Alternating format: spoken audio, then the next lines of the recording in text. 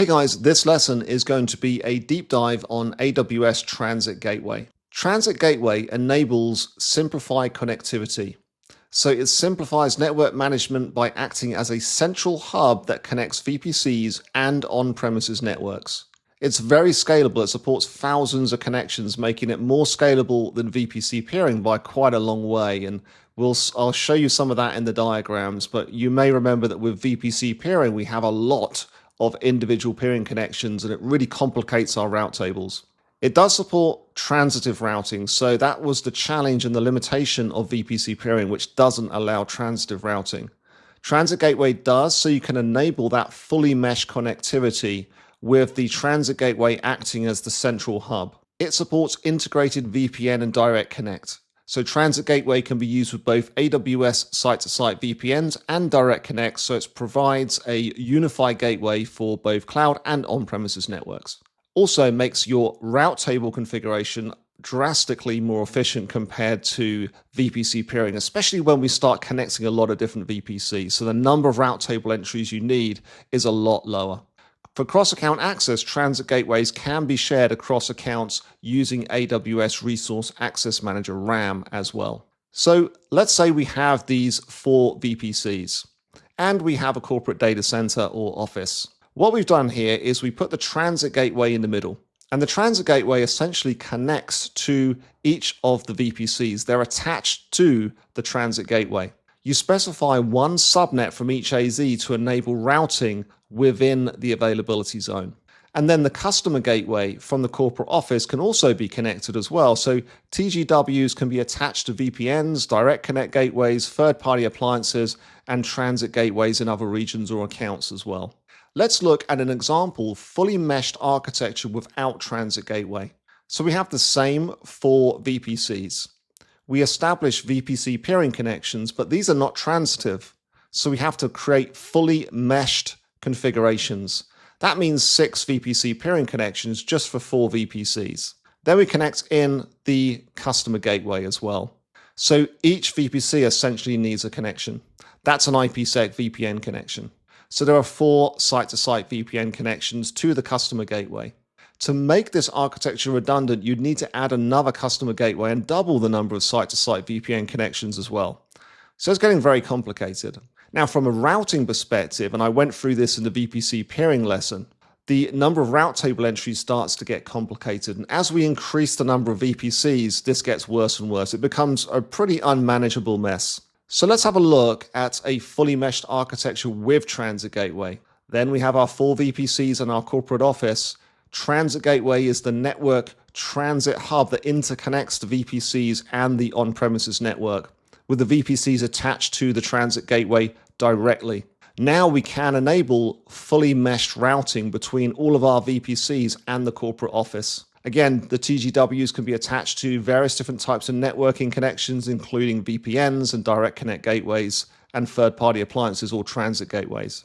Now, what if we want to have Transit Gateway with DX Gateway? Well, this is another scenario. So here, for example, we have our corporate office connected into the DX Gateway using a direct connect connection. The DX Gateway is associated with the Transit Gateway. And this is when we use the transit virtual interface, the transit VIF. A transit VIF is always used when attaching via a DX gateway to a transit gateway. This architecture supports full transitive routing between on-premises, transit gateway, and the VPCs. Another architectural pattern is isolated VPCs and a shared services architecture. So here we have VPC A, B, and C.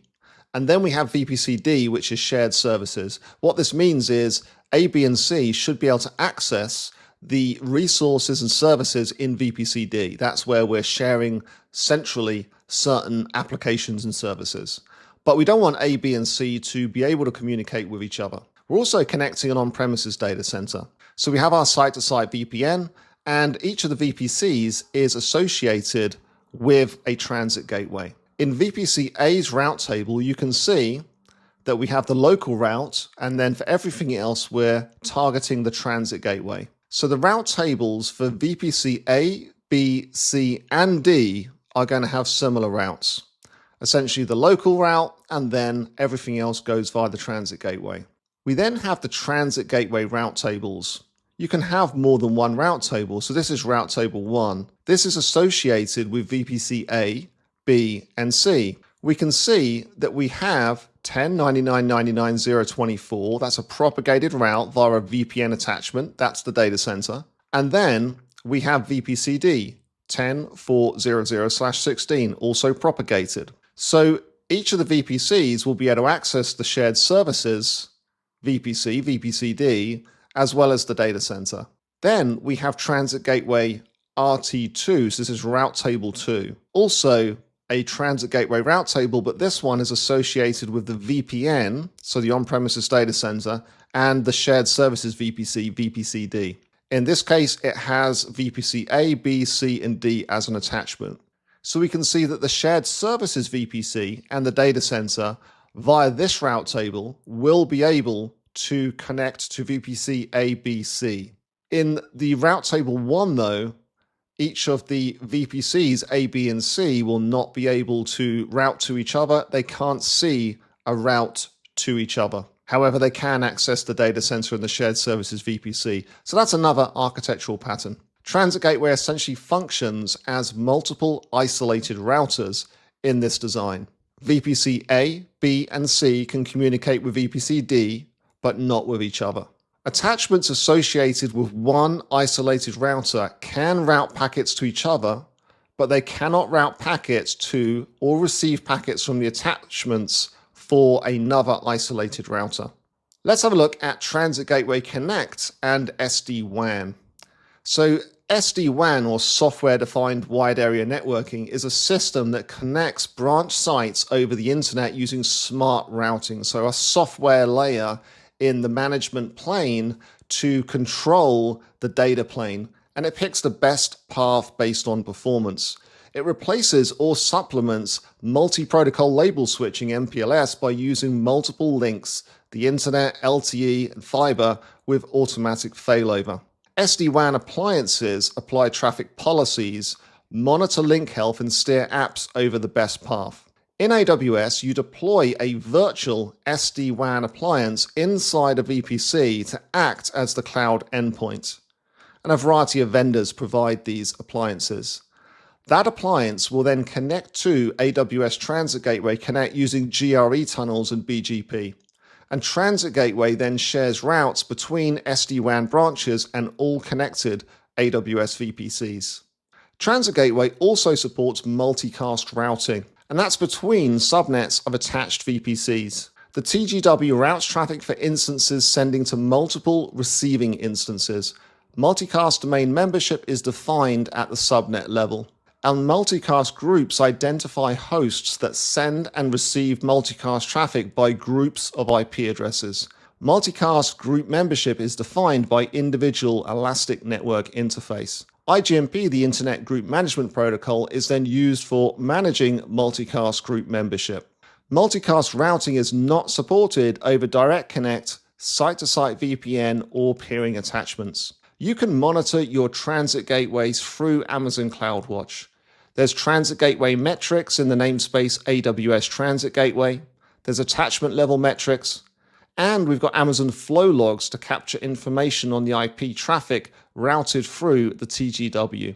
AWS Transit Gateway Network Manager enables global monitoring for AWS and on-premises. It offers centralized network monitoring, including alerting on changes to topology, routing, and connection status. And it supports global network visibility, so you can visualize your entire global network. For SD-WAN integration, there's seamless integration with SD-WAN solutions from various vendors, including Cisco, Aruba, Silver Peak, Aviatrix, and Versa Networks. Let's finish with some best practices for Transit Gateway. You should use a separate subnet for each Transit Gateway VPC attachment. Create one network ACL and associate it with all the subnets that are associated with the Transit Gateway. Associate the same VPC route table with all subnets that are associated with the Transit Gateway unless your network design requires multiple VPC route tables. Enable route propagation for Direct Connect gateway attachments and BGP site-to-site VPN attachments. And there's some more information here. So this link will also be attached via the slides and also the lesson itself. So it's worth going and having a look and just understanding a few more best practices on deploying your transit gateways.